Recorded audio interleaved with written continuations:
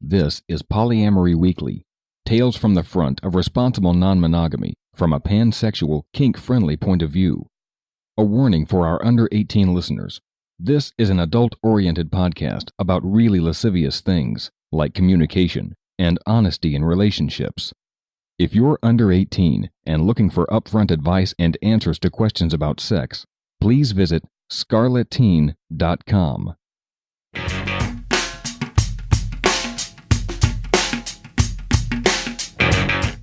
This is Polyamory Weekly, episode 540 for December 6th, 2017. Coming up on today's show, The Jealousy Guide with Kitty Chambliss. Coming up on today's show.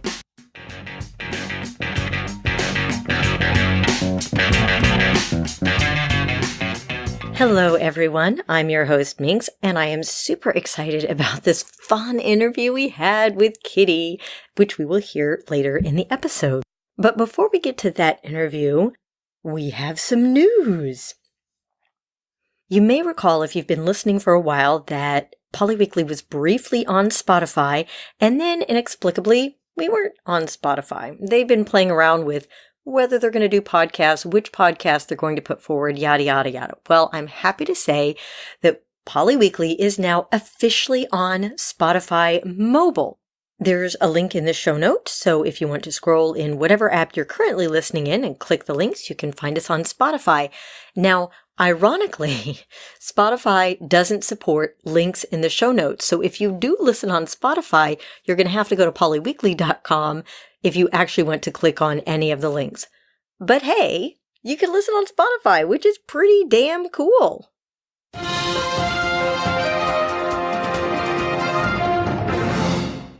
This week's Poly in the News is entitled Polyamory in Silicon Valley, supposedly the epicenter of the relationship future.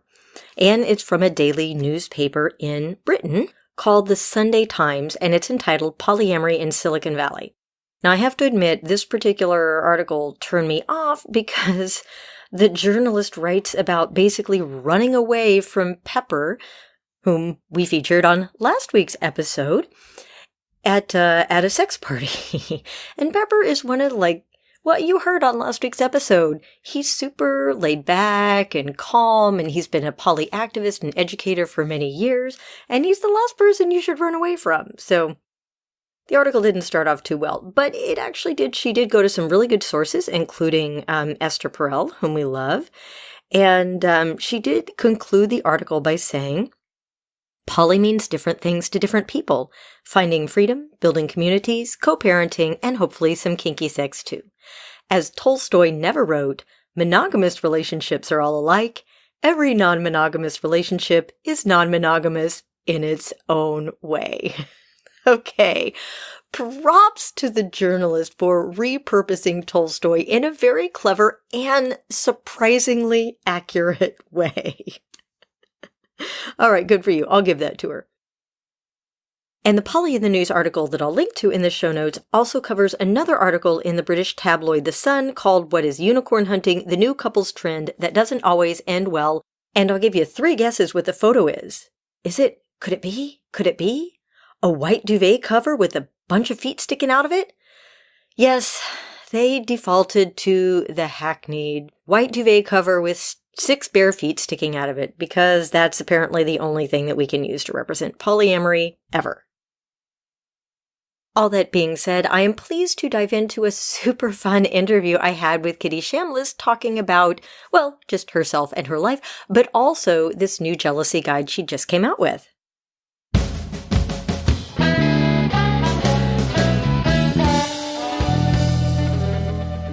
I am so thrilled to welcome to the Polyweekly Studios for the very first time, Kitty Chambliss. Welcome. I'm so excited to be here. Thank you for having me. I'm so excited we got to meet you at RelateCon and hear your talk, and I'm so excited that we got to meet you. We finally got you in the studio.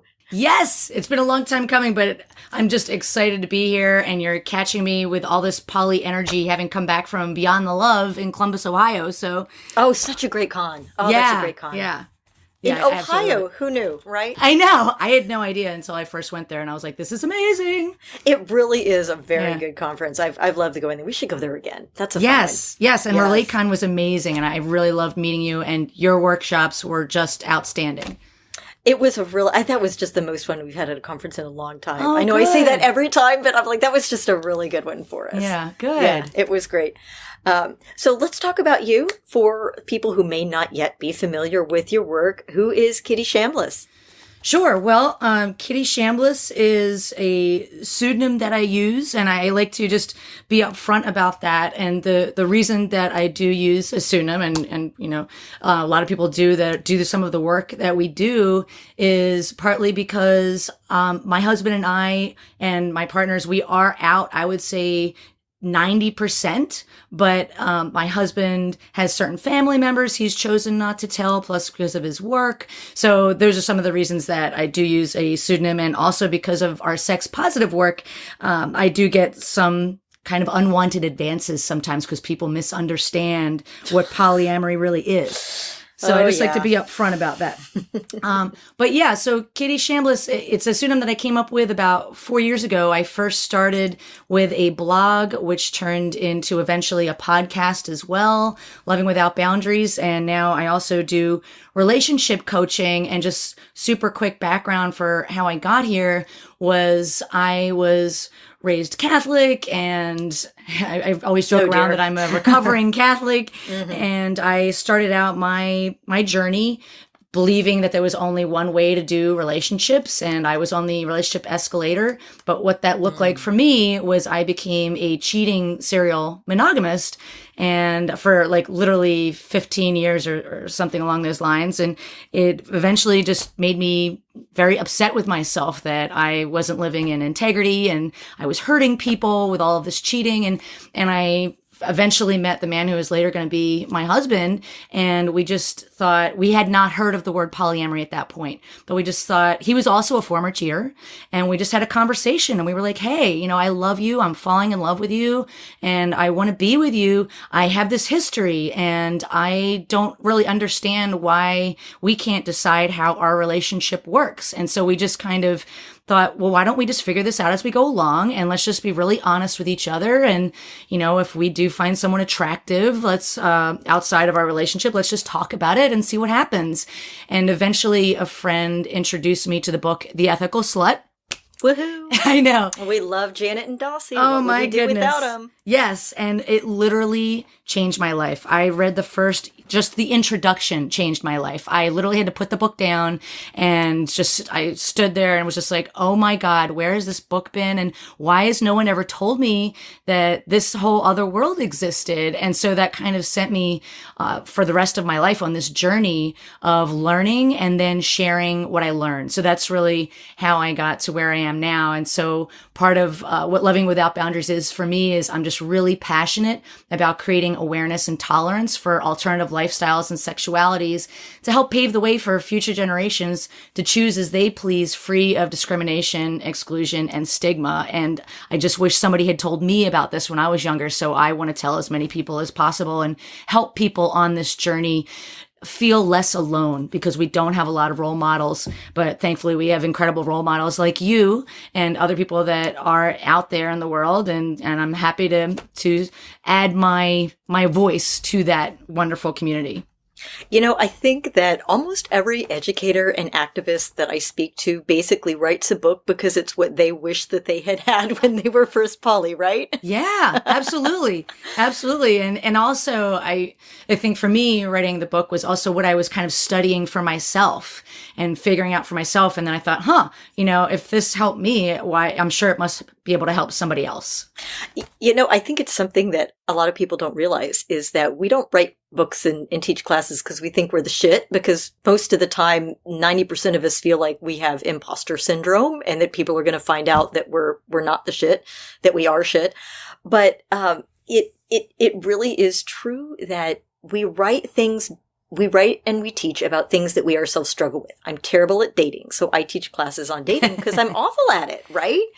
And I never would have guessed that. See? Yeah, I really am. And I remember teaching my first jealousy seminar and saying the reason I'm qualified to teach this course is because I get jealous all the time. Yeah. And it's embarrassing, but I cope with the fact that it's embarrassing, and then I deal with it, and now it's not so embarrassing. And, I just feel that that's something that people need to know about us. We're not awesome. Please don't worship us. But what we are is flawed, and we are totally willing to share our flaws with you guys.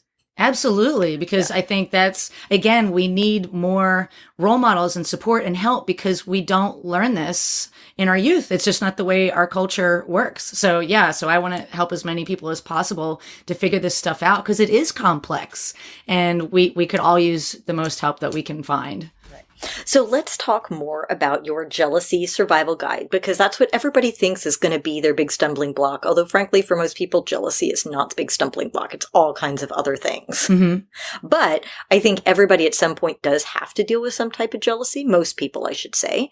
So let's talk about it. How did the jealousy survival guide get born, and what is it exactly? Well, I would say it got born.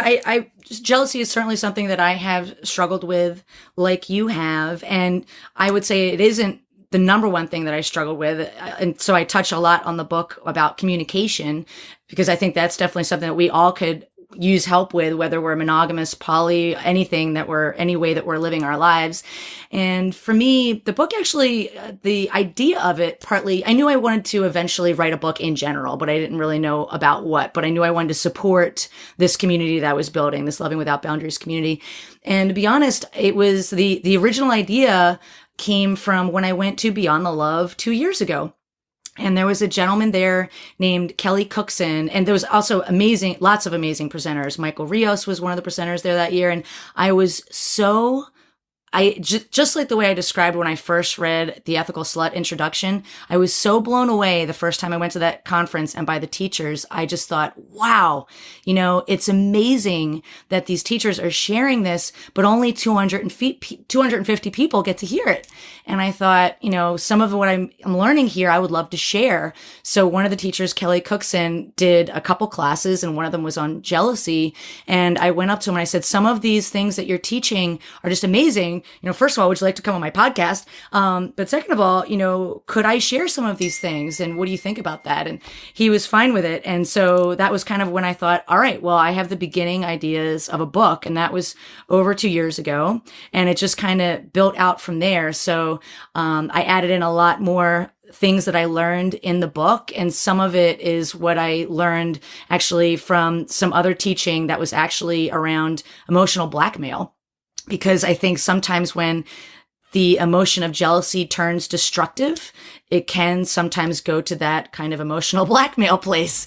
So that's also some of what the teaching in the book was. And also I'm recently became a relationship coach. So the book is definitely written from a coach's perspective, helping the reader really work through a lot of internal things that they're dealing with and help them reframe maybe some old beliefs or things that are disempowering them before they even get to the point where they have a conversation with their partner. And then I also walk them through different techniques to use to have a constructive, compassionate, and kind conversation with your partner if and when you decide to do that. Because sometimes you may find that working internally, you don't even have to have a conversation. You kind of had to have a conversation with yourself, which is also kind of a funny thing that I learned, I guess, on my journey about jealousy is sometimes I work my shit out on my own,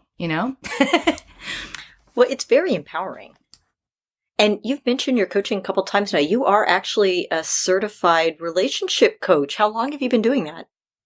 Well, I started that journey last year and I've officially been certified. I got my first certification in January of this year and then a second one in April. And I'm actually about to go for my third and I have a fourth lined up as well. So, you can tell I've just really dug deep into this whole mission of helping people with their relationships. And I do tend to be mostly a poly-friendly alternative relationship coach, but I do end up coaching other people on other topics, but that is my specialty. And I diving deep into it is fascinating. I guess when I left my day job a few years ago. And one of the things I thought about doing was to go back to school to become a psychologist or a therapist, until I realized, that was going to take 5 years and $1 gazillion. So coaching just seemed like a natural way to help the people I wanted to help quicker and in a way that worked for me. Good for you, and congratulations on getting all the certifications and doing something that you love and that will make a difference, and not having to take 5 years of school to do it. Yes. Yeah, thank you. It's been really, really rewarding. I love every minute of it. Well, let's talk more about your book, too. So this is more, it sounds like it has worksheets. It's more of a workbook as opposed to I'm going to sit and read this and then become enlightened. Or is it a combination of both? I would say it's mostly, I don't call it a workbook. I do call it more of a guide, and I do tell part of my story, but it's definitely not written in a memoir style. So I tell some of my story, but just where it's relevant to the topic. And mostly it is lots of different exercises that an individual can do on their own, such as doing internal work of replacing old beliefs with new beliefs and questioning what their feelings around the jealousy, where they're coming from, and giving them techniques to use when jealousy might pop up. So one of the techniques is called SOS. So to stop in terms of, okay, recognize when you are having that feeling, like recognize how it does it come in your chest? Do you get a churning in your belly? Mm-hmm. Let's, stop and just realize what's happening. And take a little bit of a breather. And then the O is for observe. So just observe what's going on, observe what's actually happening versus the story that you may be telling yourself, or what Brene Brown calls the shitty first draft that I mentioned in there. And then the last S is for strategy. So figuring out what's your strategy. So is your strategy to wait 48 hours or sleep on it and do some internal work, or figuring out when is the right time to possibly bring up a triggering situation with your partner and think through what your goals of that conversation are before you actually have it.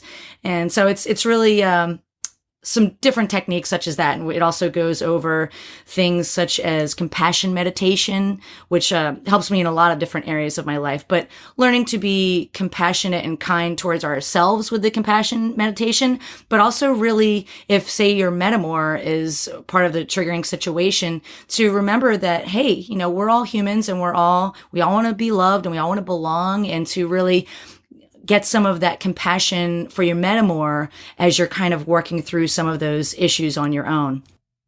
Now, Kitty, I have a confession to make.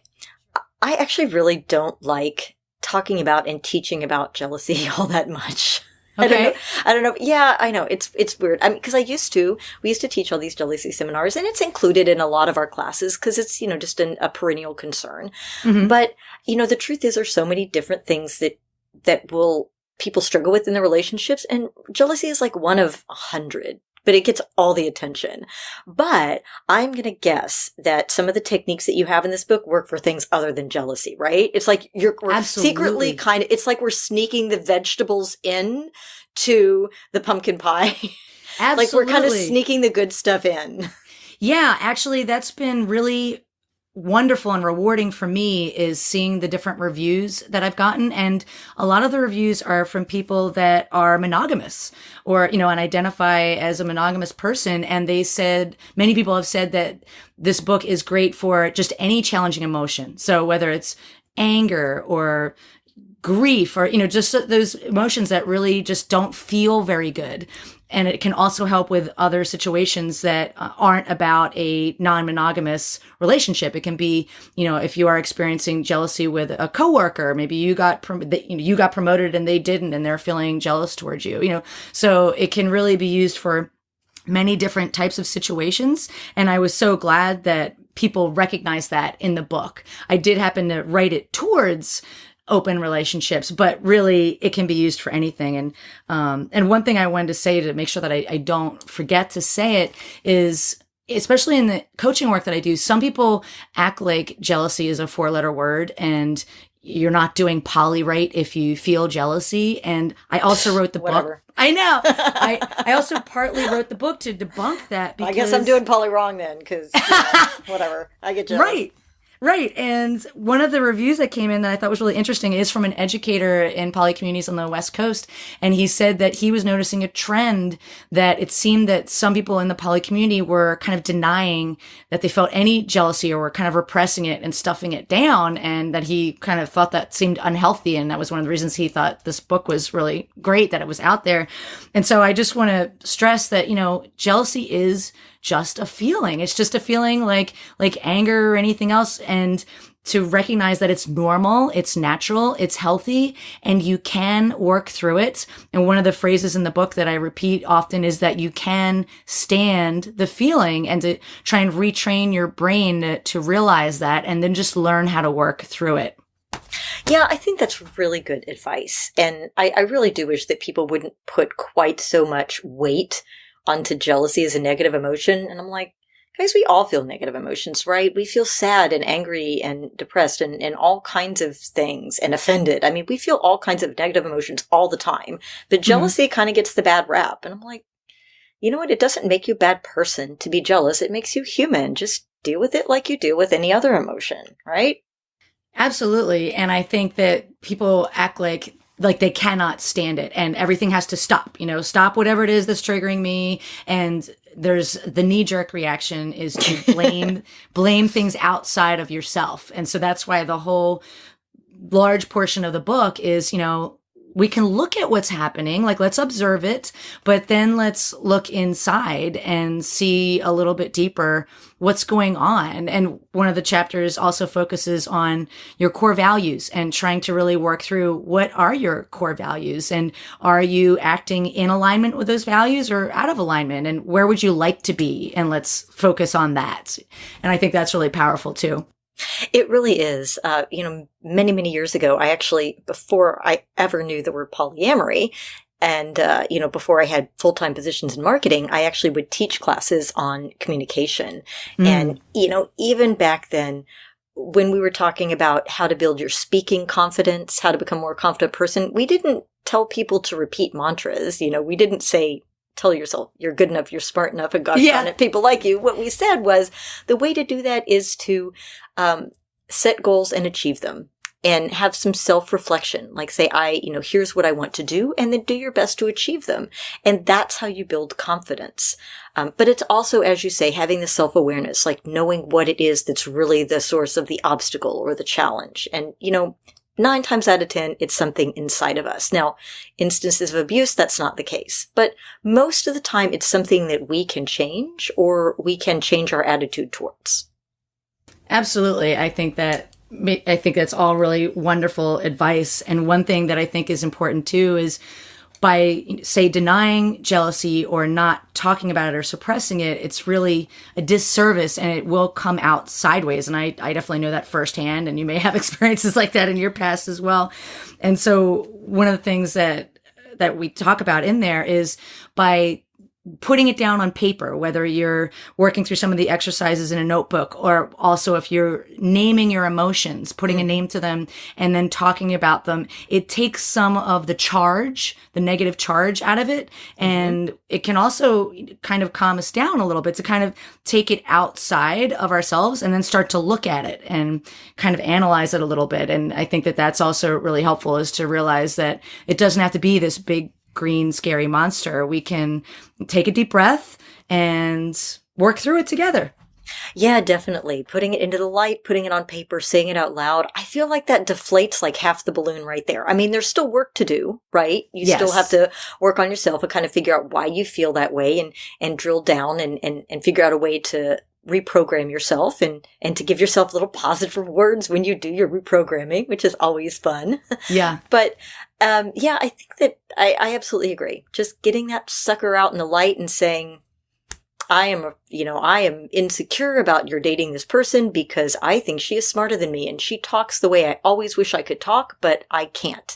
And that is why I am jealous, and I will figure out a way to deal with this. Yeah. Actually, one thing that you taught in your workshops that I think was really powerful is sometimes I may not bring up a topic until I've kind of analyzed it on my own to death and have kind of like scripted out what I'm going to say. And one of the things that I thought that you said that was powerful is sometimes you may get triggered or feel kind of wonky, and to basically take imperfect action. And you might want to say, hey, I'm feeling something. I don't exactly know what it is, but do you think maybe we can talk through something right now? And I thought that was really powerful too, is, you don't have to wait. Sometimes you don't have to wait for the perfect moment. Sometimes just trusting that your partner has your best interest at heart, as you also say, to assume goodwill, and just say, hey, I don't exactly know what's going on, but, for some reason, when you handed her your ice cream cone, that felt really awkward to me. It might be something really stupid and you don't understand why you're even triggered, Yeah. I will say that it does take a lot of courage, and it takes a lot of security. You have to be really secure in yourself, and you have to be really secure in your relationship to be able to do that. And it kind of made me realize when I wasn't doing that, and I still tend to wait a little bit too long to bring things up. Like I try and bring them up at the first sign. It's better when I do, but I don't always. But that's sort of a vestige of past relationships where I might be punished for that, or or I was just embarrassed that I didn't know. Like, I didn't want to bring something up if I didn't know what it was and I didn't have a solution to it. And it took a lot of really loving partners saying, you know what?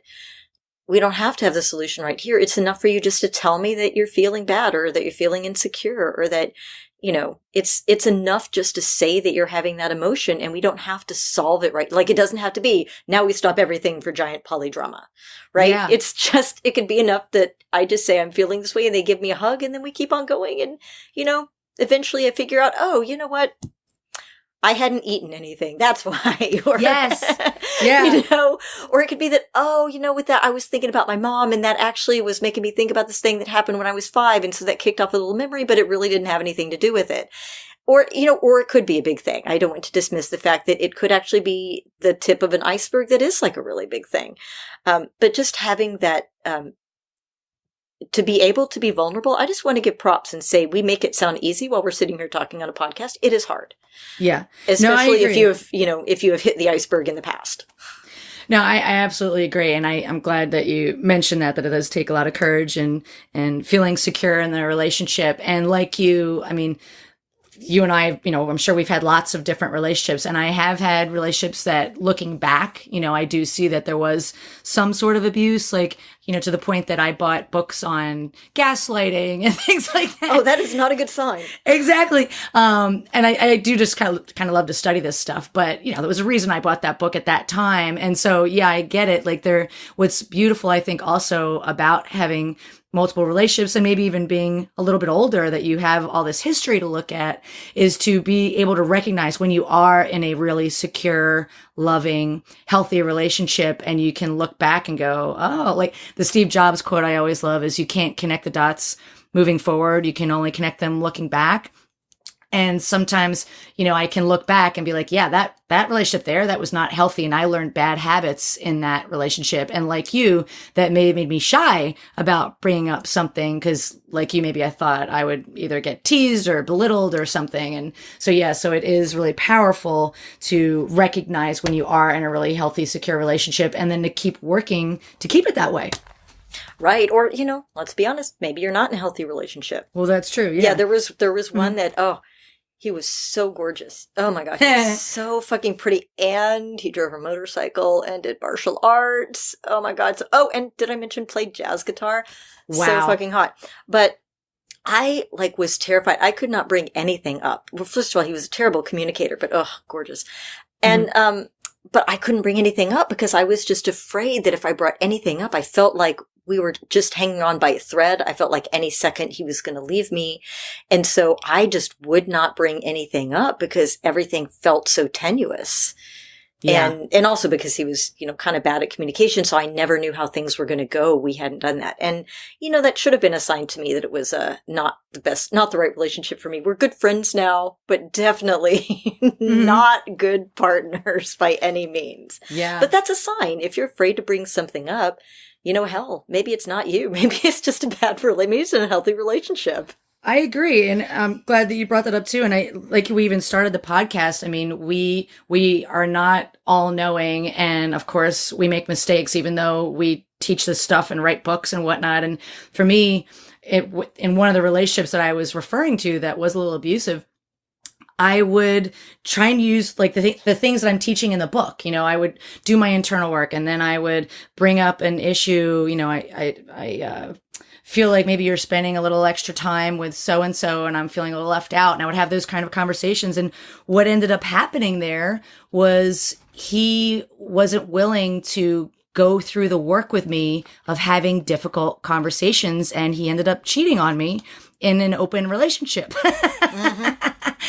So it was, I guess, really ironic because I was trying to do all the right things. And then by me saying, hey, this is my emotion and can we talk it through? He'd be like, fuck this shit. I'm just not going to tell her I'm going on this date, And, so that was a big disaster, but again, that's how we learn, right? You can't pedal a tandem bike by yourself. So right. Yeah. Exactly. Well, you can, but it just, it's a lot of work. It doesn't work very well. Yeah. And it's true that I know a lot of people were discouraged when there's been several poly podcasters out there, and I think most of the poly podcasters would their relationships would end or break up and they would stop podcasting. And oh, wow. Yeah. And it does happen. Right. Mm-hmm. And I'll admit that when Great Answer and I broke up, it was 3 months before I would mention it on the podcast because I couldn't find a way to talk about it on the podcast without fucking crying. And I'm like, I don't want people to be concerned about me, but I think they should know. So that being said, no, we're not perfect. And yes, we do have issues. And, a relationship changing doesn't mean that the educator that actually means that you should probably go buy more of their books because they fucking know what you were going through. Right?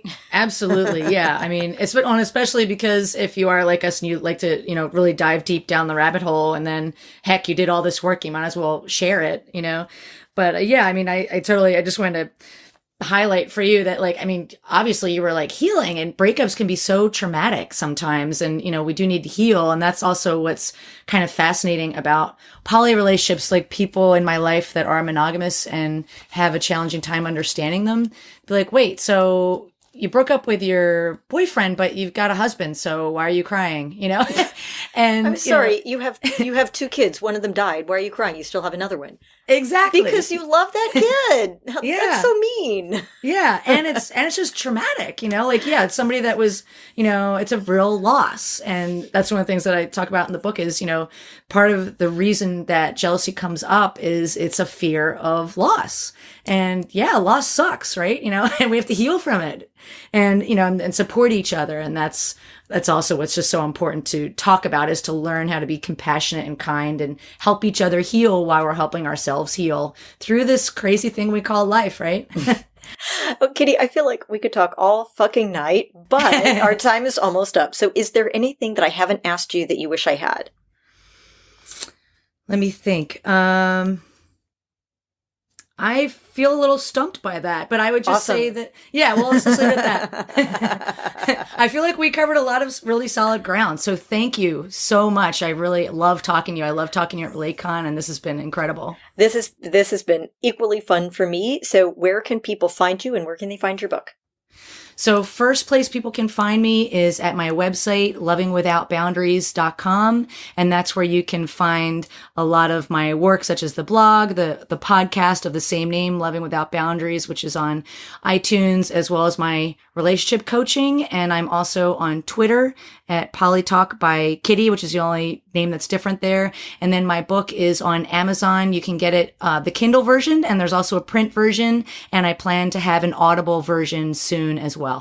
Awesome. Yeah. And I also have her Instagram and Pinterest for those geeks who are into the more visual aspect. And I'll put all of those in the show notes at polyweekly.com and on your app if you're listening to us through an app. Kitty, this was so much fun. Will you come back and talk to us again? Of course. I would absolutely love to. Awesome. Thanks for joining us. You are welcome.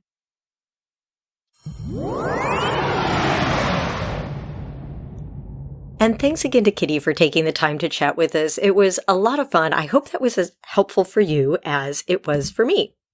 And I want to thank you for listening this week. And if you've told a friend or given us a review on Apple Podcasts, Thank you. That helps with our discoverability. So people who are just finding out about polyamory for the first time, maybe they read this article in one of the British dailies and thought, hey, let me see what I can find out. So whenever you write a review for us in Apple Podcasts, or whenever you tell a friend about us, or share a link, or post about us on Twitter, that helps our discoverability, and that makes it easy for other people to find this free resource. So thank you.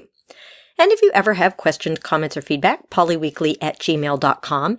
If you'd like to book us to speak, lustyguy@polyweekly.com. Or you can call our listener comment line, 802-505-POLY, and we may play your comment or answer your question on the air.